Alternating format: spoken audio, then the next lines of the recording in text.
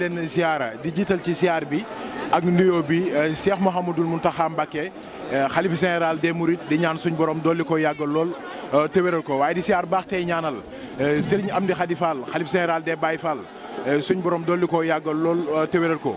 càng gi ak njaam gi la maam Cheikh Ibrahima Fall waxoon jël leen càng gi jox waa kër sëñ Bamba te tey njaam gi bu ngeen ko defee di ngeen dem ba njaam gi gënal leen càng gi waaye ñu ngi ziar baax nag tey ñaanal Serigne Amdi Modou Mbenda Fall mi nga xam ne moo toogoon jotaay maam Cheikh Ibrahima Fall suñ borom dolli ay ngërëmam yeesal ay ngërëmam fële ca barsàq mbokk yi tey la benn fanu weeru koor waaye dëppoo dibéer waaye di le 2 mars 2025 ñu ñëw fii nga xamante ni mooy Touba Jannatul Mahwa fii ci kër maam Cheikh Ibrahima Fall gi di siyaar baax Serigne Amdi Khady Fall mi nga xam ne tey moo toog jotaay maam Cheikh Ibrahima Fall ndigal lii nga xamante ni moom moo wàcc ci kawam te ndaka jekk maam Cheikh Ibrahima Fall Babou Mouridina jotoon ko ci sëriñam bu baax ba muy Serigne Touba Cheikh Ahmadou Bamba Khadim Rasoul ci weeru koor saa yu teroo lam ko waxoon mooy damay séntu gan te bëgg naa nga gungel ma ko te teralal ma ko maam Cheikh Ibrahima Fall ba mu génnee laaj tay la lan ñu wax ko daf ne sëñ Bamba ay ndogu la may toggaloo waaye ndogu yooyu nag ku ma ci jox lu toll ne tànk dinaa la warloo lu dootul yàqu te boo faatoo ma tàbbal la àjjana wax na ne maam Cheikh Ibrahima Fall Babou Mouridina daan na ko togg di ko def ci saxaar gu ñuy wax régulier wax nañ ne daan na it jël seesam daan ko teg fii nga xamante ni mooy waañ bi fi saxaar si di jaar ngir saxaaru su ndogo yi nee na day dindi ràgg waaye day dindi ak ñàkk loolu nag la fi jógee ki nga ñàkk wuutu di Cheikh Moussa Fall ba ki nga xamante ni mooy suñ gunda ba ñi nga xamante ni mooy seex si ñëpp tey jii buntu kër goo dem tey ñi ngi togg ndogo yi nga xam ne maam Cheikh Ibrahima Fall Babou Mouridina moom moo ko santaane woon muy ndigal loo xam ne ndigal lu jóge ci Serigne Touba la wàcc ci maam Cheikh Ibrahima Fall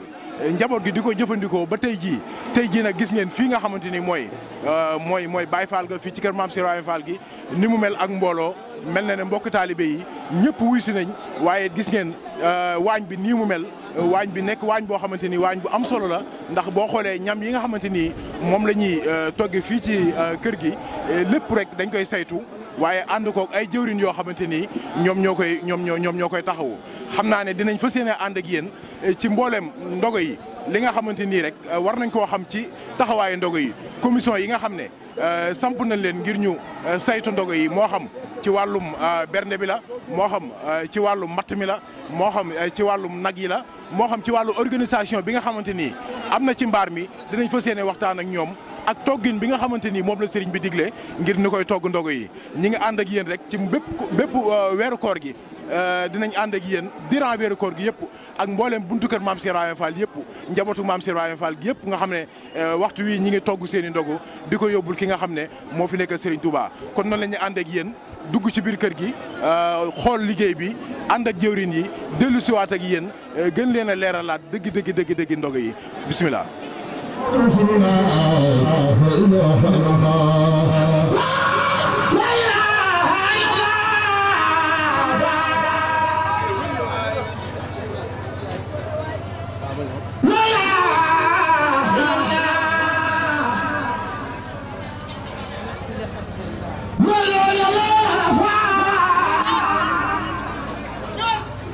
Mam Serafal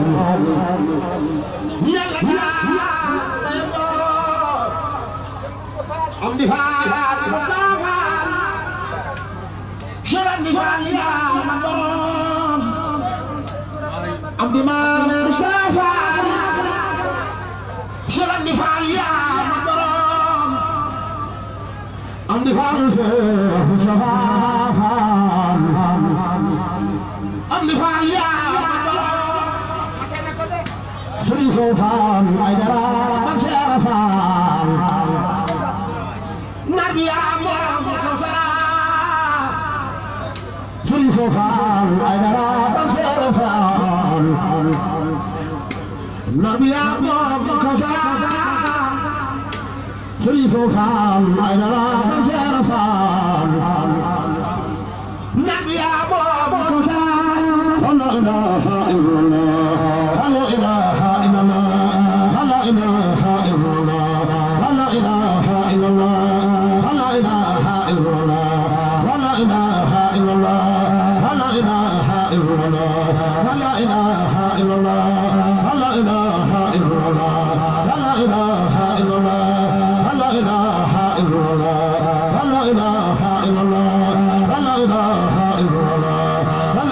إلا الله لا إله إلا الله لا إله إلا الله لا إله إلا الله لا إله إلا الله لا إله إلا الله لا إله إلا الله لا إله إلا الله لا إله إلا الله لا إله إلا الله لا إله إلا الله لا إله إلا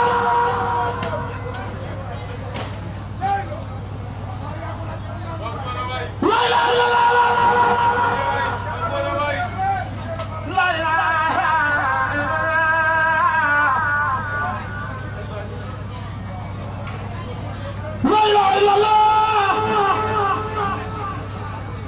yàlla yàlla di borom tamit dëgg faal la ilaha illallah yàlla yàlla di borom jàmm la ilaha illallah yàlla yàlla di borom la ilaha illallah yàlla yaay moom ci borom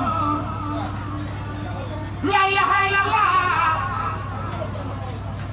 yàlla yaay moom ci borom Cheikh Abdou Fall yàlla daal yàgg fee itoo Cheikh Abdou Fall yàgg fee Fall itoo Cheikh Abdou Fall yàgg fee la ilaha illallah Muhammad Rasulullah la ilaha illallah la ilaha illallah kila maam Cheikh Fall ko Fall la ilaha illallah la ilaha illallah la ilaha illallah Fall la ilaha illallah la ilaha illallah Muhammad Rasulullah la ilaha illallah La ilaha illallah La ilaha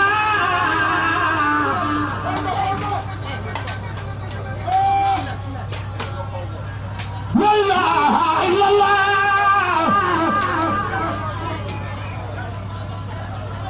La ilaha illallah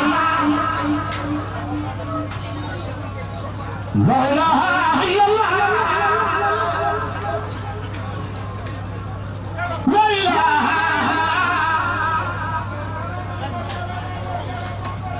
ilaha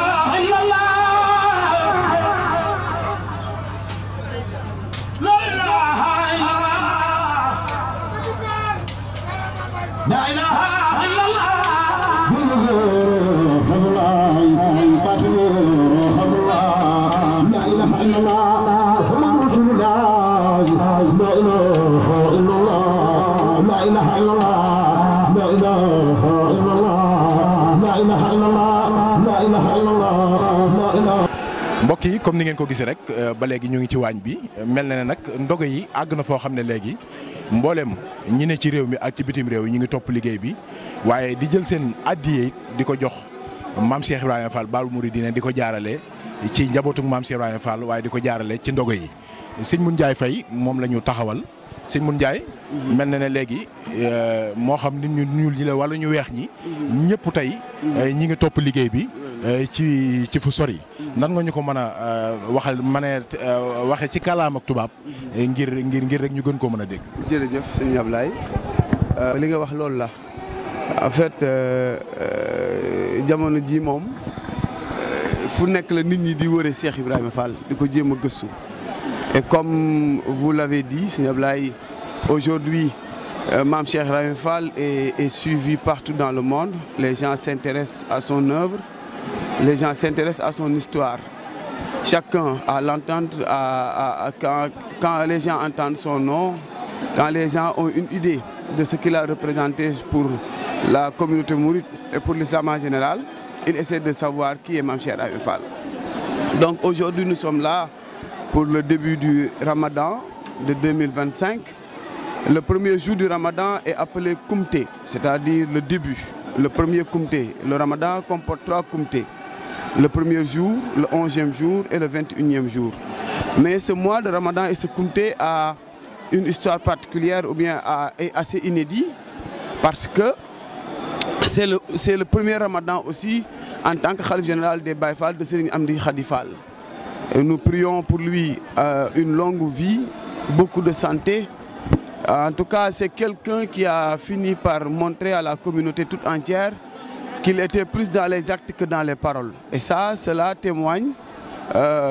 une phrase de Mame Cheikh Ibrahima Fall qui disait j'attendrai le jour du jugement dernier si Allah paiera les actes ou la parole. On peut le traduire ainsi. Donc aujourd'hui, c'est le premier jour du Ramadan, c'est le premier Koumté. Mame Cheikh Ibrahima Fall, c'est la solution de l'humanité. Tout le monde le sait aujourd'hui. Mais il est important pour la communauté Baye Fall de savoir traduire cette expression en acte. Montrer à tout le monde que cette voie, c'est la voie du salut. Mais cette voie permettra au monde de vivre aisément, de vivre en paix, en harmonie, mais de vivre avec les recommandations divines.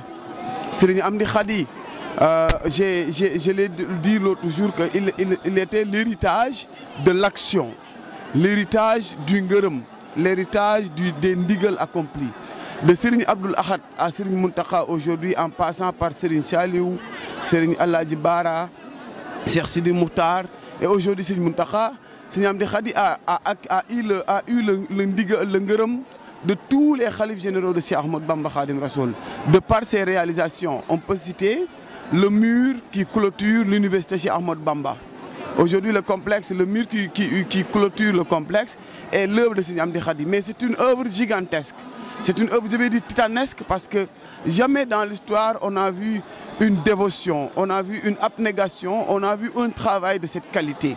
Ceux qui ont été pendant les travaux présents peuvent constater et témoigner de ce que je suis en train de parler. Aujourd'hui, on peut parler de Kanzul Kitab, la maison du Coran qui se trouve dans la même université. Mais là, le prétexte qui nous réunit aujourd'hui, ce sont les ndogou. Mais tout le monde a entendu l'appel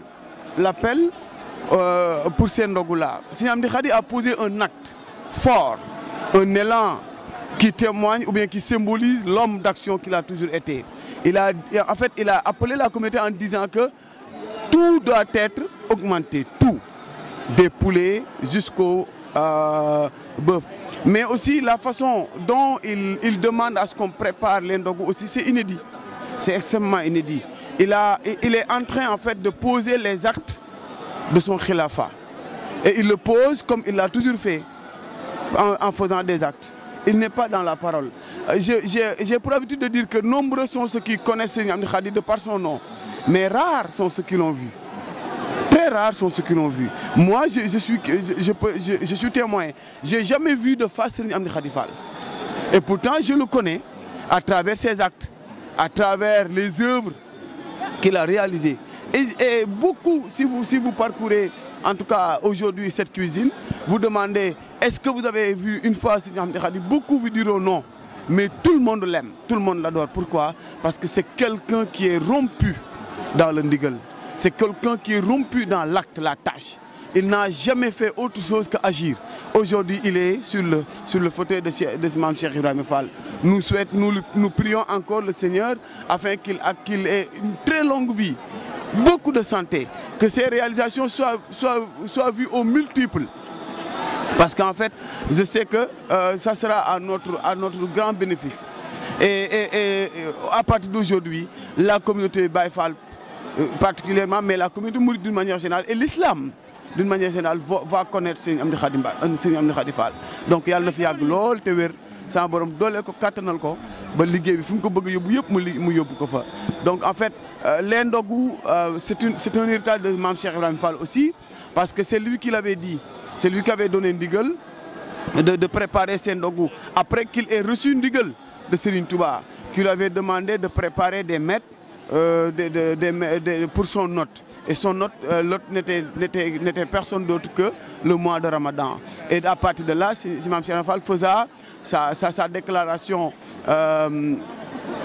qui a fait le tour du monde en disant que chaque personne qui mettra 1 centime, en tout cas à l'époque il disait abtank, qui symbolise dërëm, aujourd'hui on peut dire 5 francs, toute personne qui mettra 5 francs dans les ndogou que je prépare pour Serigne Touba